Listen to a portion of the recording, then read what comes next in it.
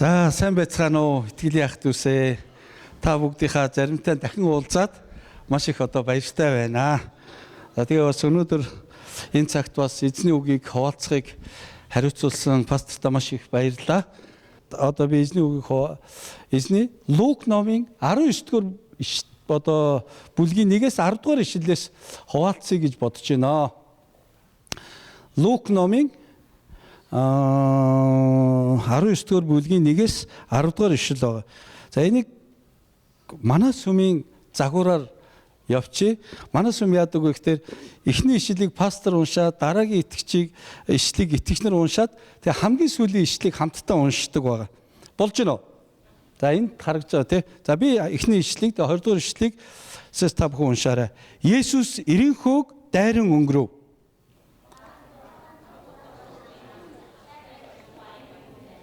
Есүс гэж хэн болохыг харахаар зүтгэж байсан боловч би намд тул цугласан олноос болоод харж чадахгүй байв.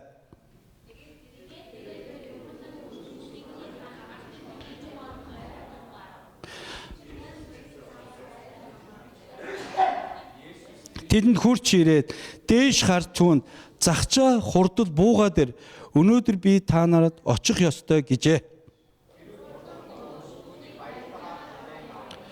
Үүнийг харсан хүн бүхэн дургуутсаж Есүс нүгэлтний тонголох нь гисгэж байлаа.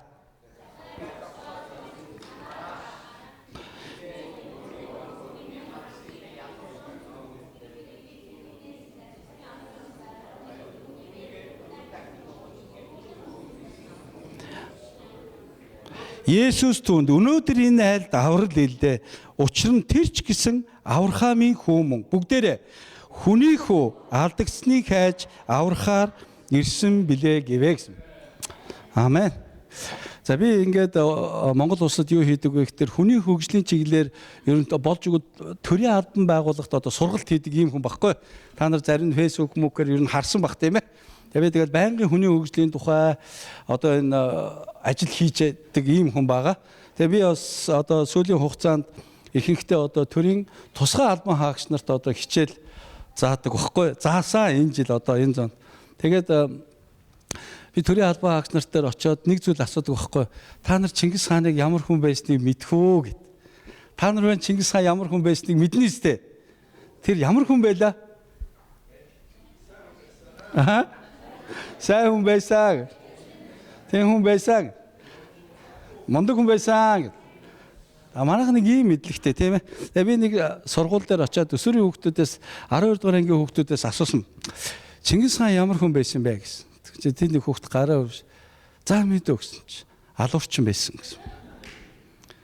Тэгээ бид нар ерөөсөө ингээд хүний талаар юм ерөөсөө сайн мэддэггүй. Тэгсэн мөртөө тэр хүний талаар айгүй их яриад тэ. Чингис хаан бол ийм тийм. Тэр бол ийм тийм гэдэг. Тэгээ би тэднэрт хэлдэг. За би та нар Чингис хаан бол зан чанарын хувьд үнэхээр бусдад үлгэр дуурайл харуулхуйц хүн байсан учраас тэр бол бусдыг өөртөө татаж чаддаг хүн байсан юм а. Тэр хэдийгээр ялагдсан ч хүмүүс түүнийг хүрээлдэг байсан. Та нар тэр түүхийг мэдэх үү?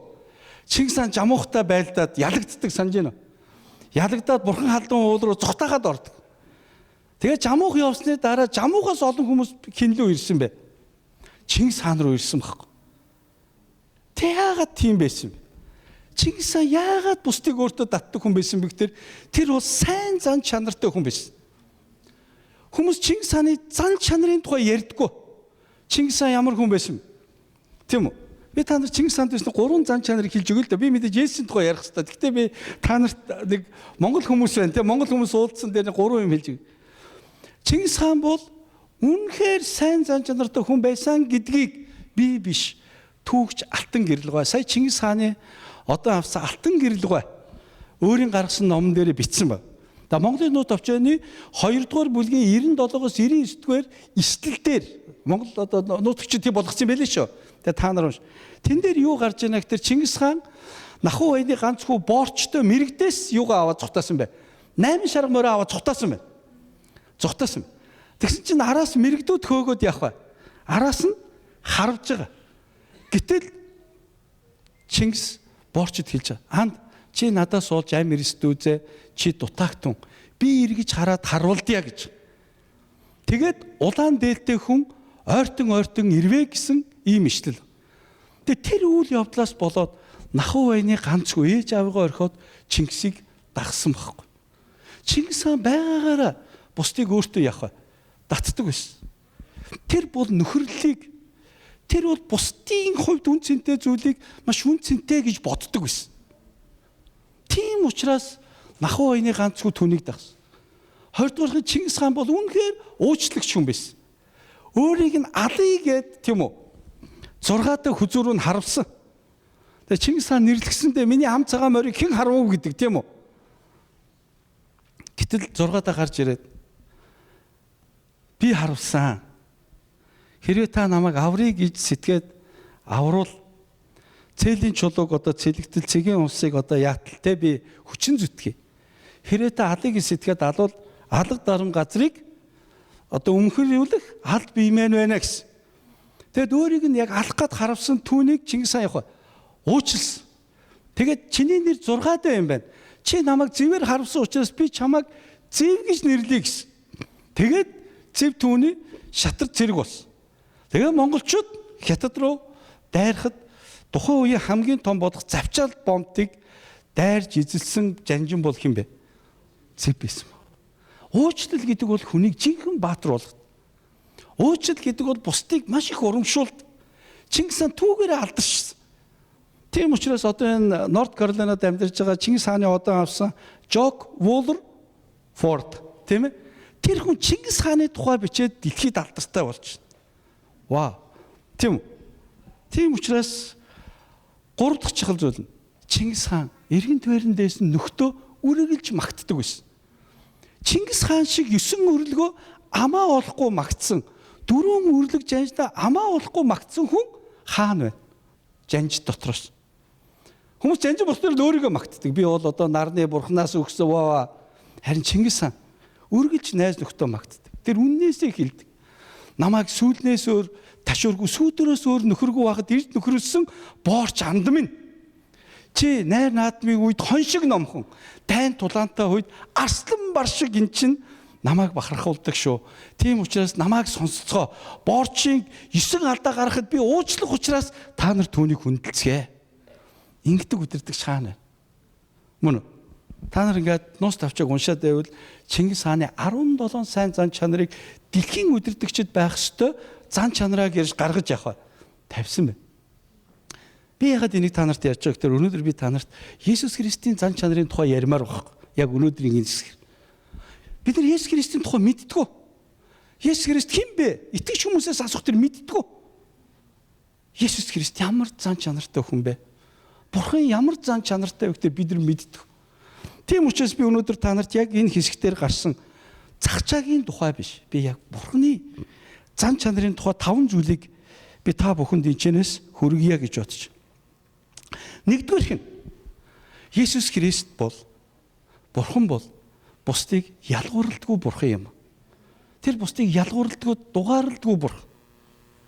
Ирийнхүү хотынхан өөрсдийнхөө дунд байсан цагчааг гадуурхдаг байсан.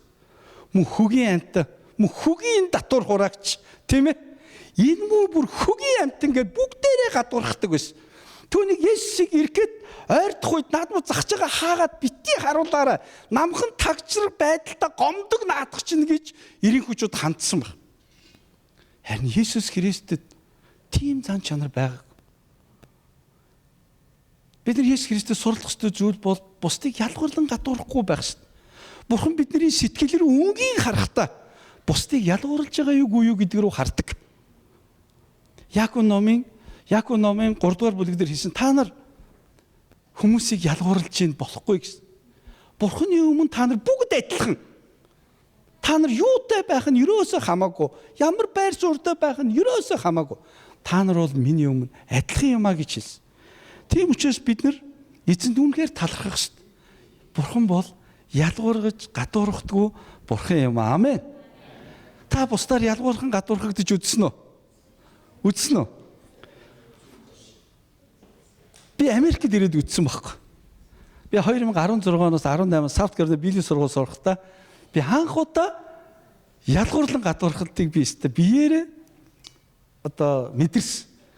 Тэгээд би дотроо энэ муу Америкчууд ямар их ялгуурлан гадуурхт юм бэ гэсэн чинь монголчууд бид нэр өөрсдөө жинхэнэ ялгуурлан гадуурхагч нар байгаа байхгүй.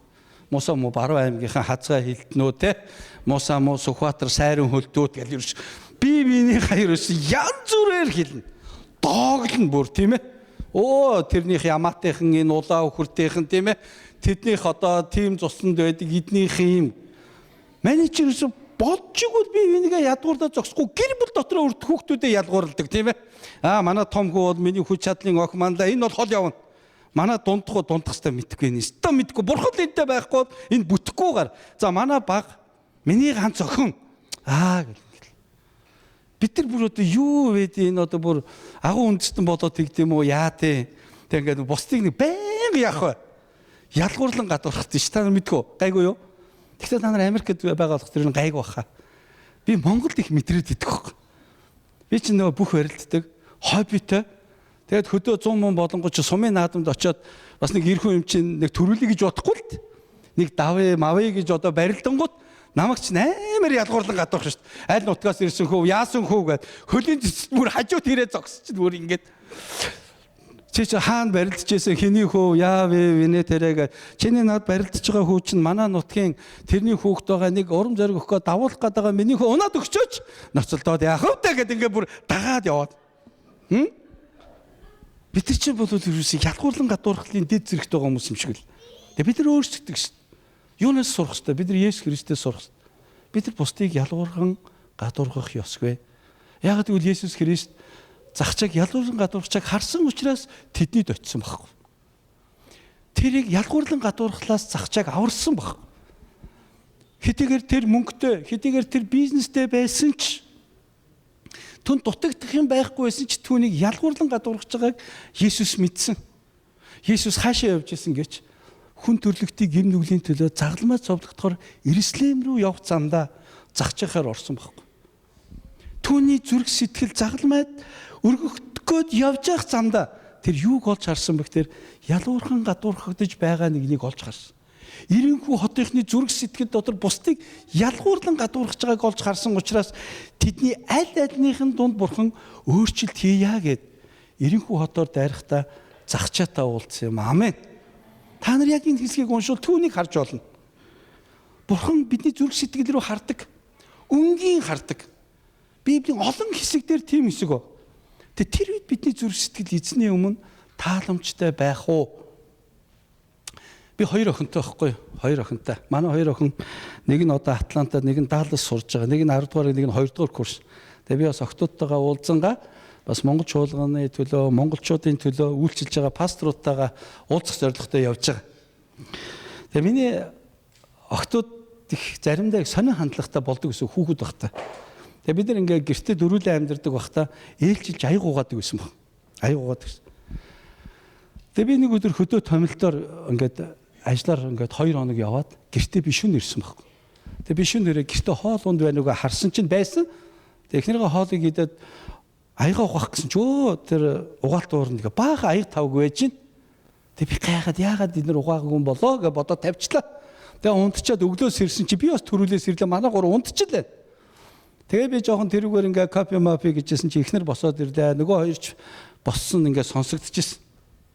Тэгээ би эхнэртэй хэлээ хаана энэ аяг яагаад угаагүй юм бол өчтөр үг англиунагийн ээлж байсан юм аа. Тэгээ цаа ч угаагүй юм байна гэсэн. Тэгтэр нь би охтуудын хоороо тогшоод орсон чинь босоо тоглоомсож хөөе охтууд сайхан амарсан аав нь ирлээ аавтайгаа мэдлдэггүй юу гэсэн хай май гэдэг. Англиуна би чамд нэг юм хэлээ чи уур чинь аяг угаах хэрэгтэй байсан юм биш угаагаагүй байна гэдгсэн чинь. Юм дуурдгүй. Чи намайг сонсож гин үү? Сонсож гин. Тэгээ угаах уу гэсэн чинь. Надраа аавтаа ойр гэрт юу ч хийгээгүй штэ гэсэн баг. Юу гэж байна? Хандлага нь юу гэж байна? Та угаачаач гэж байгаа. Та 3 хоног гэрт байгаагүй юу ч хийгээгүй юм чи угаачаач гэж байгаа. Та намайг юу гэж хариулсан гэж бодож? Заа гэд угаасан уу? Би чи ирэх биш аяг угаах юм уу? Нэг жоохон угтаа аяг угаа мугааг тэр би угаах уу? Димээ мөрөд чи угаа гэд угаалгасан уу? Үгүй би хэллээ. Англино чи хандуурсан байна. Би 3 хоног багт аяг тав хэрэглээг өгчээ мартчихжээ.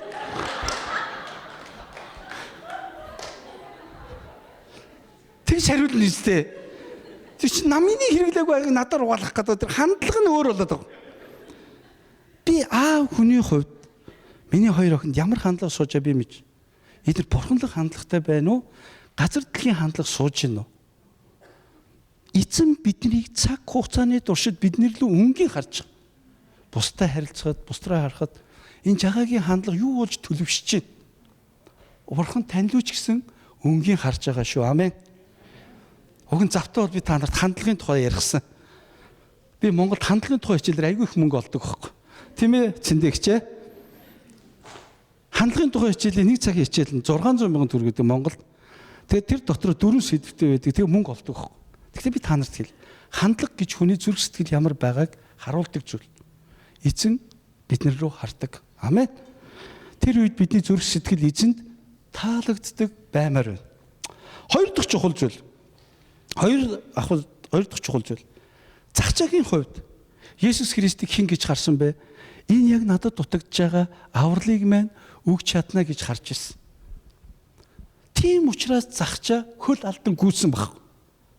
Би чинь одоо залуугаасаа өнөөдрийг хүртэл бас мөнгө төгрөгийн ажил хийж яваа, эргэн тойрон дайз бизнес хийх хүмүүсийн дунд байдэн шүү дээ Монголд. Манай найзууд айгүй хөөрхөн. Бизнес амжилттай болоод жоох мөнгө төгрөгтэй болоод эрэхтэй хоцроод ирдэг хуулцлын цагаасаа.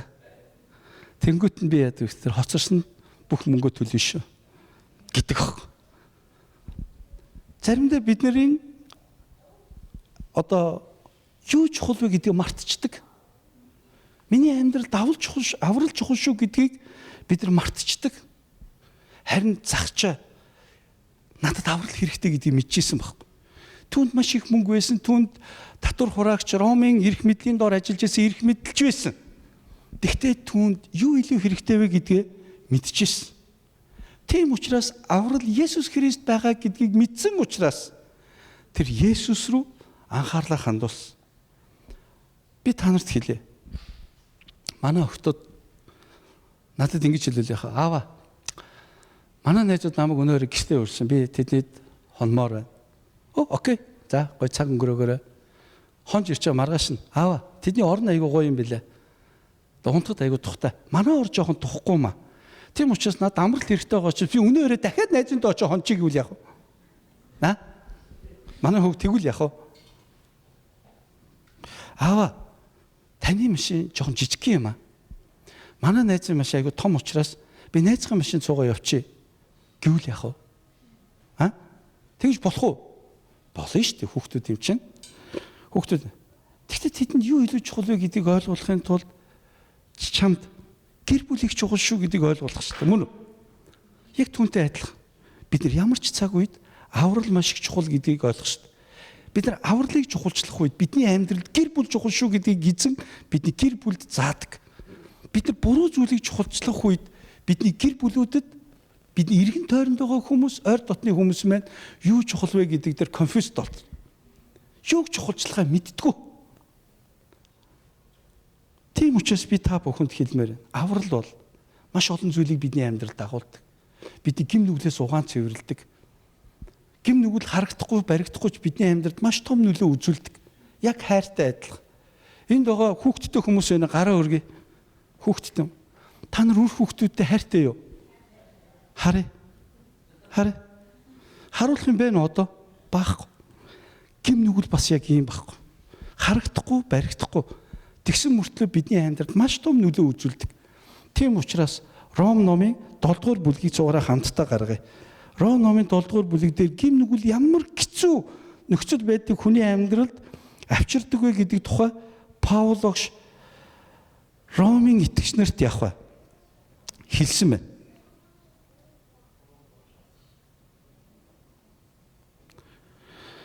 Долдугаар бүлгийн 15 дугаар эшлээс би та бүхэнд уншиж өгье. Гим нүгэл хүний амьдралд ингэж орж ирээд хүнийг боолчилдаг гэдгийг маш тодорхой хэлсэн байна. Ингэж хэлсэн байна. Би юу үлдэж байгаагаа өөрөө ч ойлгодгүй. Учир нь би хийх хүсэлтэй зүйлээ хийдгүү харин үзэн яддаг зүйлээ хийж байна. Хэрэг би өөрийн хүсдэггүй зүйлээ хийж байгаа бол хуулийн сайн гэдгийг хүлээн зөвшөөрч юм. Харин Итүүгээ цаашид би биш харин миний дотор оршин байгч нүгэл нь үүнийг үлдэж байна. Учир нь миний дотор буюу мах бодод маань ямар ч сайн зүйл байдгүйг би мэддэг. Учир нь миний дотор хүсэл байвч харин сайныг хийх нь үгүй. Би өөрийн хүсдэггүй сайныг хийдэггүй харин хүсдэггүй бузар муугаа хэрэгжүүлдэг. Хэрв би өөрийн хүсдэггүй зүйлийг хийж байгаа бол цаашид би биш харин миний дотор оршин байгч нүгэл үүнийг үлдэж байна гэж хэлж байгаа. Би миний нэг мэрэгчд манай багш шүү дээ. Манай ихэнх манай багш байхгүй. Намайг Төмөр замын коллежид сурж байгаа манай дотор өрөөний багш байсан. Миний нэг мэрэгжил бол би машинист байхгүй юу? Би ихчд одоо Төмөр замын коллежид сураа арх байгаад хөөгдөж байна. Амьдрал нэрээ жижиг, дэлхийн нэрээ жижиг юм. Тэгээ би Төмөр замд одоо төгсөө Төмөр замын зүтгэрийн депот богоны жолооч би 4 жил ажилласан байхгүй. 4 жил ажилласан. Тэгээ бидний гол сайн хийж чаддаг зүйл нь болохоор арх айгуу сайн уудаг. Арх айгуу. Арх хийх үү. Тэгээд дандаа ирүүжүүлэхэд орно. Баригдан тэгээд Баянгол дүүрэг нөгөө нэг дүүргүүдээс ирүүжүүлэлт нэх вэ. Ягаад гэвэл богоон депо, зүтгэрийн депо, Төмөр замын бүх юм Баянгол дүүрэгтэй байдаг. Тэгээд бид нар дотроо уг нь уух хүсэлгүй байхгүй. Арх ууж яах юм бэ? Шал тийм юм. Арх ухтар агшин тавьчих. Арх ухтар баригдчих. Арх ухтар найзтайгаа муудалцчих юм. Уухгүй гэд бид нар хоорондоо ингээд ам тангараг тавьдаг баг. Шоколадаар барь 5,000-аар барь ингээд тий. Тэгээд маргааш нь марч. Яагаад? Би сайн зүйл хүсэж байгаа боловч би юм ээ. Гим нүглийн дотор байгаа учраас буруу зүйлийг үйлдэхэд биднийг үргэлж түлхчихэд. Христэд итгэгч нарын дотор ч гэсэн гим нүгэл үйлдэх үед эзэн биш гим нүгэл биднийг Бурхны эсрэг, гэр бүлийн минь эсрэг, эрэг тойрныхын хүмүүсийн минь эсрэг муу зүйлийг хийлгдэг. Тийм учраас ах トゥ нар бид нар гим нүглээс ангид байх боломж бол Иесус Христэд итгэж найдаж түүний доторх нэгүслийг ойлгох явдал. Захчааг зовоож исэн ганц зүйл юу гэж түүний гим нүгэл нь байсан байхгүй. Тийм учраас тэр Иесус рүү гүс. Түүний дотор байсан тэр бусдаар гадуурхагдаад хэцүү болж байгаагүй баг. За тэгтээ тэргүй хүмүүс намайг гадуурхчлаа. Би намхан нүүнэн би татвар хураагч нүүнэн. Тэгтээ би амьдралаа аваад явж байгаа байхгүй гэсэн бодолтой. Тэгтээ надад аврал хэрэгтэй шүү дээ. Би энэ бүхнийг нэг өдөр орхин шүү дээ. Надад уучлал нэг үсэл ирэхгүйгээр би эд хөрөнгөөрөө байр сууриараа бусдад таалагдахгүй байна гэдгээ ойлгож ирсэн учраас тэр Иесус рүү очив. Тийм учраас би та бүхэнд хэлье. Иесусыг эрэлхийлэгч нэгний төлөө Бурхан үргэлж явдаг шүү. Тийм учраас Библиэлд юу гэж хэлсэн бэ гэхээр та Библиэлд биш шүү. Нэг пастор номлогч юу гэж хэлсэн бэ гэхээр бид Бурхан руу нэг алах үед Бурхан бидэн рүү юу илээ? 10 алхна гэж хэлсэн. Би та нараас нэг юм асуумаар байна. Та нар маань дотроо бодоорой. Ерөөл гэж юу гэсэн үг вэ? Ерөөл. Би та нарыг эзэн таныг ерөөг гэвэл та юу болно гэж ойлгох вэ? Яачлаа гэж бодох вэ? Эзэн та нарыг ерөөх болтгоо, эзэн таныг ерөөх болтгоо гэвэл юу болох ч байгаа юм бол юу болчихвоо юу гэж ойлгох ёстой вэ? Мэдхүү. Тайлбарлаж хэлсэн хүнд $10 өгнө шүү. Яг зөв тайлбарлаж хэлсэн хүнд пастраас бусдна. Тэр чинь нэгүсэл уучлал дотор байна гэж байгаа шүү дээ. За би та нарт хэлье. Дараа эрэхтээ би нэгүсэл гэдэг үгийг тайлбарлаж өгье. Одоо би ерөөл гэдэг үгийг тайлбарлаж өгье. Ерөөл гэдэг бол та яаж ч хийгээд амьдралдаа бий болгож чадахгүй зүйлсийг Бурхан таны амьдралд хийхийг яах вэ? Ерөөл гэдэг байхгүй. Дэд хууль номын 28 дугаар бүлэг дээр та ерөөгдөн гэсэн чинь хаанч ерөөгдөн хөдөө гадаа хаанч ерөөгдөн ингэж ерөөгдөн. Тэгэхээр ерөөл хинээс хамаарах? Бурханаас хамаар, надаас хамаарах. Тийм учраас эзэн та бүгдийг үнэхээр ерөөх болтугай. Гэдг нь та яаж ч хичээгээд таны амьдралд хийж чадахгүй зүйлсийг Бурхан хийх болтугай гэсэн үг байхгүй. Эбээс залбирахтаа ингэж хэлсэн. Эзэн минь та намайг үнэхээр ерөөгөөч. Яагаад? Тэр бол ах トゥ усийнхаа дунд хүндлэгдсэн. Тэр бол хангалттай чадaltaй зал байсан. Гэхдээ нэг зүйлийг ойлгосон. Бурхан минь миний яаж ч хичээгээд хийж чадахгүй зүйлийг та миний амьдралд хийж өгөөч. Та миний хил хязгаарыг тэлээч. Та намайг баруун гараараа хөтлөн дагуулаач. Тэгээд гайхамшиг өвчин зовлонгоос намайг хамгаалаач гэсэн ба. Амен. Эзэн та бүгдийг ерөөх болтугай. Эбээс гэнэ захчаа маань чинхэнэ ерөөлийг мэдчихсэн учраас Иесус руу ирсэн баг. Тэр хайхын төлөө мод руу авирсан. Өнөөдөр бид нар Есүсийг таньж мэдхийн төлөө сүмд ирэхэд ч хэцүү байгаа шүү дээ. Заримдаа Монгол тийм байдаг. Төгжрээ ямар хэцүү юм бэ гэдэг. Бүх газар л төгжирдэ шүү дээ. Тийм учраас ах トゥ нараа загчаа Есүс Христийн авралт өгс. Тийм учраас бидний итгэж найдаад байгаа Бурхан бол аврагч өгөх Бурхан юмаа гэдгийг ойлгох шүү дээ.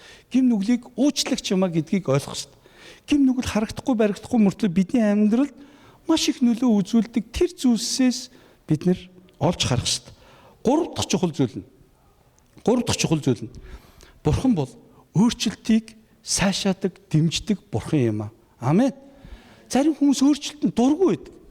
Хүмүүсийн амьдрал ахуй сайжрах дотор атаархдаг. Өө болж дээ ямар гоё юм бэ? Халелуя гэх ёстой шүү дээ уг нь. Гэтэл тэгдэггүй. Энэ яаж юм болчихвоо? Энэ яагаад ингэчвэ л гэдэг мөн. Харин загчаагийн өөрчлөлтийг Есүс амар дэмжсэн баг. Загцаа шууд өөрчлөлтөө хэлсэн. Ах トゥ нараа намайг сонсооч. Би та нараас луйвардаж авсан бол 4 дахин нугалж өгье. Есүс өнөөдөр энэ айлд аврал ирлээ. Хүний өөрчлөлтийг аягүй гой дэмжиж байгаа. Бидний эзэн, бидний Бурхан биднийг өөрчлөхийг хүсэх үед тэр биднийг дэмждэг байхгүй. Амен. Та ирэх өдрүүдэд ямар өөрчлөлтийг өөрийнхөө амьдралд хүсэж байна. Тэгвэл Бурханы өмнө авчир. Бурхан загчааг өөрчлөлтийг дэмжсэн бол таны өөрчлөлтийг ч гэсэн Бурхан дэмжин шүү. Бидний итгэж найддаг Бурхан бол өөрчлөлтийг хийдэг Бурхан юм. Амен. Олон хүмүүс надаас асууж байгаа чи ингээл Есүсийн нөхөр юм байлээ те. Есүс чи яад юм? Тэр бол өөрчлөлтийг дэмждэг Бурхан баг. Тэр бусдын өөрчлөлтөнд баярлаа зогсохгүй. Бусад хүн өөрчлөлтөнд хэрэгтэй байгаа юмар дэмждэг Бурхан баггүй. Библиэд зөндөө түүх байна. Чи аль түүхийг сонсох уу? За чи намайг Есүстэй оруулах чинь дараа яриг. Бид нар Есүс Христ хэн бэ? Бурхан хэн юм бэ гэдгийг бид нар бусдад явах харуулах шүү. Хэрэг бид нар Есүс Христийн сайн мэдээг өөртөө тээж байгаа гэрэл давс шин бол бид нар Христ өөрчлөлтийг дэмжигч шүү гэдгийг ойлгох шүү. Харин олон хүмүүс загчааг өөрчлөлтийг дэмжээгүй байхгүй. Очиж эднийд очиод ахтаа яад ингэ гэдэг шүү. Тийм биз дээ. Очиж эднэ. Загчаа өөрчлөгдөх нь өөрсдийн амьдралд хэрэгтэй гэдгийг тэр мэдэхгүй байхгүй. Би иргэн тойрныхоо найзууд хэлдэг. Найзуудаа над нэг сэтгэл байдэн шүү. Тэр юу вэ гэхээр та нар надаас илүү баян, надаас илүү эрх мэдэлтэй, надаас илүү боломжтой болоосоо гэж би үргэлж залбирдаг шүү. Яагаад гэвэл та нар хүчтэй байвал би хүчтэй штэй гэдэг. Би олон хэцүү хүмүүсийн дунд ганц гайгүй нь болж явснаас олон боломжтой хүмүүсийн дунд яах вэ? Баярлж явсан нь илүү дээр штэй мөн үү? Яагаад гэвэл Есүс бас тийм байхгүй. Өөрийнхөө үр хүүхдийг, өөрийнхөө хүмүүсийг тийм ээ өөрчлөгдөж шинжиж хүчтэй байхад баяртай, дуртай Бурхан. Амен. Та нар Библийг уншаад үзээрэй. Бидний эсрэг ямар үгийг Есүс Христ хэлсэн бэ? Би та нарыг өстө хараанаа. Та нар надтай байхад өстө сайнаа үзэхгүй. Тийм ишлэл байна уу Библиэлд? Өө, над руу ир. Хүн ачаа өөрсөн хүмүүсээ над руу ир. Миний ачаа хөнгөн над руу ир гэж. Монголчууд нэг тийм үг гэдэг штэ өвстэй газар мал тогтохгүй, жаргалтай газар хүн тогтохгүй гэж. Мөн үү? Би энэ тэнд эмэгтэйчүүдэд одоо сургалт хийх одоо төрийн бай энэ тэнд сургалт хийхдээ бэлдэх Монгол улсын нийгэм эмэгтэйчүүдийг халгаатай нийгэм шүү гэд би хэлдэг.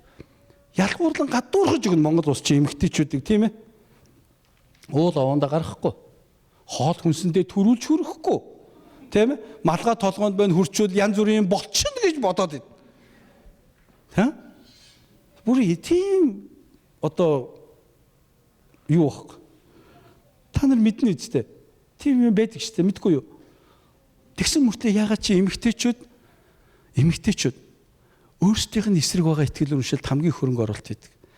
Ганданд үйлчлүүлдэг эхний 100 хүний 75 6 нь эмэгтэйчүүд. Эмэгтэйч. Би яагаад гэдгийг сайн ойлгоод. Би өөрөө 2 охинтой учраас тийм нийгэм Монголд бити бүрэлдэн тогтоосоо өөр ардчилсан хүнлэг инэрэнгүү нийгэм байгаасаа гэж би бодож. Эмэгтэйчүүдэд ээлтэй тийм үү? Би та нарт нэг үг хэлье. Би жоохон улс төрийн юм ярьж байгаа юм шиг санагдаад уучлаарай. Турк улс уг 86 сая хүн амтай байхгүй. 86 сая. Тэгээ Турк улс уг нь бол аялал жуулчлал өгсөн нэлээд либералчлагдах ёстой улс ахгүй Европоор.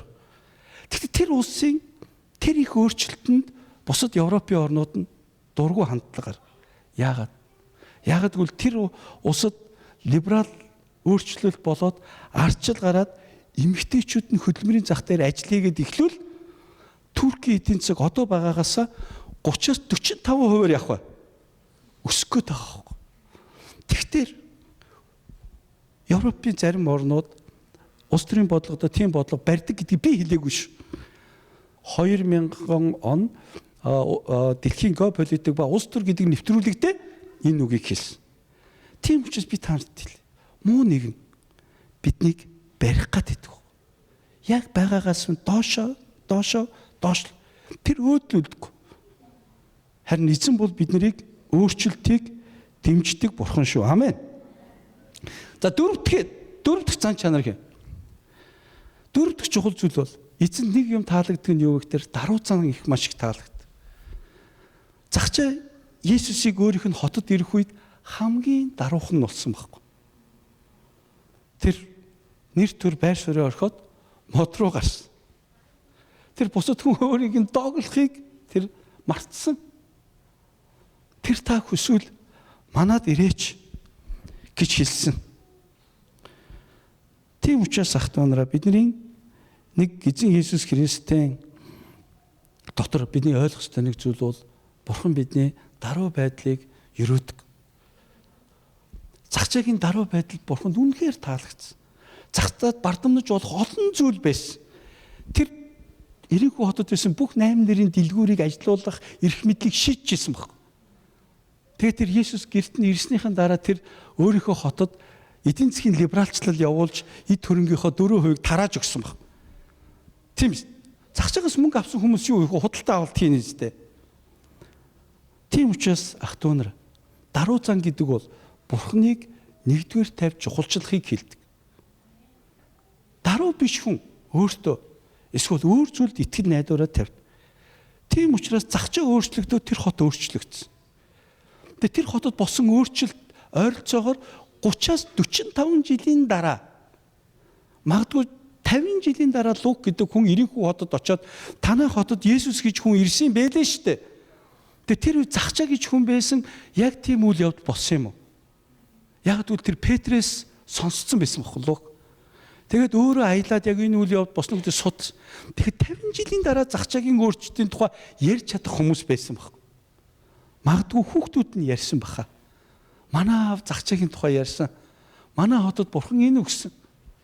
Ирээхүү хот бол гайхамшигар дүүрэн хот. Та нар мэдэх үү? Израилийн ард түмэн Египтийн болжтоос гарч ирээл Ирээхүү хотын хаан нурмах гайхамшигыг хийсэн. Санаж гинөө?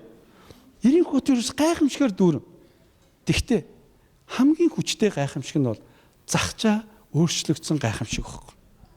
Даруй зан. Тэр яврал ирсэн. 5 дахыг хэлээд өнөөдрийнхөө номлолыг дуусна. Бурхан ямар хүмүүсийг ашигладаг гэж. Олон хүмүүс ингээд би одоо манай пастораас олон жил үйлчлээгүй л байна л да, арай жоохон буруу юм ярих чинь олон жил үйлчлэхтэй гэв. Манай пастор чинь надаас 3 ах хүн байхгүй. Тэгээ бид нар одоо аль 90 донд үрдингийн цуглаанттай ингээд манай ах заах энэ ах нар гэдэг ингээд 3 насны зөрөө чинь ингээд их хол байлаа шүү дээ хүүхэд байхад. Одоо би илүү хөгшин юм шиг болцсон байна. Энэ толгой молгой бууралтай. Энэ амьдрал эзнэр хүмүүс ашиглагдвал маш гоё. Одоо яг Америкаар өөрийгөө дийл хийн гэдэг шүү дээ. Тэр хотод өөрчлөлтийн төлөө Бурхан загчааг ашигласан баг. Магадгүй бусдын амьдралд хийх өөрчлөлтийн төлөө Бурхан таныг ашиглахыг хүсэж байгаа хэрэг. Та нээлттэй байна уу харин? Есүсийг гэртээ оруулах, Есүсийг зүрх сэтгэлдээ оруулах, тийм ээ? Есүсийг амьдралдаа дуудан оруулах. Тийм учраас би ах トゥ нараа та бүхэнд өнөөдрийн номдоос 5 чухал зүйлийг нэгдүгээр бидний итгэж найддаг Бурхан бол ялгарлдаггүй Бурхан. Хоёрдугаарт бидний эзэн бол бидэнд дуучлал нэгүслийг өгдөг Бурхан.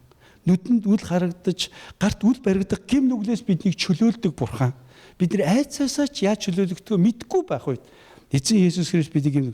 Гуравдугаарт бидний итгэж найдаг Бурхан бол өөрчлөлтийг үргэлж дэмждэг Бурхан шүү. Тэр өөрчлөлтөнд дуртай. Таныг өөрчлөгдөөсэй гэж хүсэж байгаа. Амен. Дөрөвдүгээрх нь Есүс Христ бол даруй байдлын үлгэр жишээ баг. Филиппо номд Филиппо номын 2 дугаар бүлэг дээр бичигдсэн тэр хэсэг бол маш чухал. Та нар дараа нь боломжтой үед Библийн хотуудаар яваарай. Би бараг ихэнх хотоор нь явсан. Би Филиппо хотод очиод энэ бичигдсэн хэсгийг юу гэж ойлгосон би та. Агуу Александр хаан аавынхаа дараа хаан болсон тий Филипп хааны дараа агуу Александр хаан. Тэгэд удирдлагыг гартаа авах гэсэн чинь аавтай зэрэгцэж явсан цэргийн жанжид түнд бүрэн удирдлага өгөхгүй байсан баг. Тэнгүүд нөхөр бодож жагаад яаж эднэрээ салах вэ гэж бодож байгаа. Филиппо хотод цэргийн ахтайн байгуулъя гэд явах. Аавынхаа нэрээр хот байгуулангуудаа аавынхаа иргэн тойронд байсан жанжтаар тэнд явах. Цэргийн ахтайн байгуулсан баг. Тэгээд цэргийн адмирал генералуудыг дагсан маш том хот, маш өндөр хэрэглээтэй хот бас. Тэгээд түүн дээр нь нил ягаан давуу зарж ирсэн тийм ээ. Тэр эмэгтэйтэй Паул танилцсан. Тэгээд Ромын эзэнт гүрэн агуу Александрын дараа гарч ирээд тэр академиг шорон болгоцсон байна. Шорон болгоцсон багт нь Үлс номын 16 дугаар бүлэг дээр Паул, Силас хоёр орсон байхгүй. Харин би 2015 онд тэр хоёрын баригдсан тэр шоронд орж үтсэн баг. Тэгээд түүх юм байна. Тийм учраас ах トゥ нараа тэгээ Филиппо хотын сүмд орж ирээд бардамдаар дүүрэн байсан. Би ийм генералын үр ач, би ийм юмны үр ач, ийм. Би ийм хүн гэж. Тэгээд тэр хотын Паул ямар ч ихэ бичсэн. 2 дугаар бүлгийн цугаараа хамтаа гаргая. Филиппо номын 2 дугаар бүлгийг унш. Филиппо номын 2 дугаар бүлэг дээр Паул Филиппо хотынд Есүс Христийн тухай маш чухал зүйлийг хэлсэн байна. Ингэж хэлсэн байна. Филиппо номын 2 дугаар бүлгийн 5 дугаар ишлэлээс өөр хоорондоо Христ Есүст байсан тийм бодолтой байцгаа. Хэдийгээр тэрээр Есүсийг хэлж байна. Хэдээр тэрийгээр Бурхны дүр байсан ч Бурхантай тэгш байх гэхийг булаах гэсэнгөө. Харин өөрийгөө юу ч үгүй болгон боолын дүрийг авч хүнтэй адил болжээ. Хүн төрхийг олсон тэрээр өөрийгөө мөхөс болгож үхэлд загалмайн үхэлд хүртэл дуулууртай байв. Тиймээс Бурхан үлэмжийн дээдэр түүнийг өргөмжилсөн бөгөөд аливаа нэрээс дээд нэрийг түүнд сойрхов. Энэ нь Есүсийн нэрд Тэнгэр газар дээр газрын доорх бүгд өвдөг сөгдөж Бурхан эцгийн алдрын төлөө Есүс Христ бол эзэн гэж хэл бүхэн хүлээн зөвшөөрхийн тулд юмаа гэж хэлсэн баг. Тэд нар даруй байдлыг ойлгохын тулд Есүсийн жишээг Паул Филиппо хотынд бичсэн. Тийм учраас ах トゥ нараа Есүс Христ өөрөө даруучлан даруй нэгнийг үргэлж явах. Ерөөдөг. Даруй нэгнийг таалдаг тийм Бурхан юм. 5 дахь чухал зүйл нь нээлттэй хүнтэй Бурхан хамтран ажилдаг. Өөрийг нь гэсэн хүнтэй хамтран ажилдаг. Амен. Хинч түүнийг гэртээ ураагүй. Харин загчаа урьсан баг. Бусад хүмүүс гэртээ ураагүй мөртлөө тэдний дочих гэлээгээ шүүмжилж байхад харин загчаа хөсвөл та манад ирээч гэсэн. Тэгээд Есүс тэдэрт юу гэж хэлсэн бэ гэхээр энэ ч гэсэн Авраамийн үрштэй ах トゥ нараа гэсэн. Бид нар тэндүү бурханлаг бус бодлосоо болоод Израилийн ард түмэн загчааг Авраамийн хүү гэдгийг мартцсан баг. Заримдаа бид нар нээлттэй биш байдлаасаа болоод ямар нөхцөл байдалд юу байгаа вэ гэдгээ мартах гад байдаг. Тийм учраас бид нар ийм сайхан Бурханд итгэдэг шүү. Амен. Ийм сайхан Бурхан та нарыг маань өрөөх болтугай. Амен. Хамтаа залбирцгаая. Тэнгэрт байгаа бидний эцэг минь танд баярлалаа. Та бол сайн, та бол нэгүүлсэнгөө Бурхан билээ. Бид өнөөдөр танд талархал магтаалыг өргөж байна. Учир нь та загчаагийн амьдралаар дамжуулан Ирийнхүү хотыг та өөртөө дуудсан танд баярлалаа. Эзэн минь ээ, та загчаагийн амьдралд өөрчлөлт хийсэн шиг өнөөдөр та миний амьдралд бас бидний амьдралд гайхамшигтай өөрчлөлтөө та хийж өгөөрэй. Эзэн минь ээ, бид нар энэ өдөр таны амьд үгээр дамжуулан таныхаа мөн чанарыг таньж мэдэхдээ танд итгэл найдвараа тавихыг хүсэж байна. Эзэн минь өнөөдөр таны амьд үгийг сонсон хүн нэг бүрийн зүрх сэтгэл ам амьдрал үр удмыг нь та өрөөж та ивэж өгөөрэй. Энэ бүгдийн төлөө таны хайртай хүү аврагч эзэн Есүс Христийн нэр дотроос талархан залбирч байна. Амен. Эзэн та бүгдийг өрөөх болтугай. Баярлалаа пастор.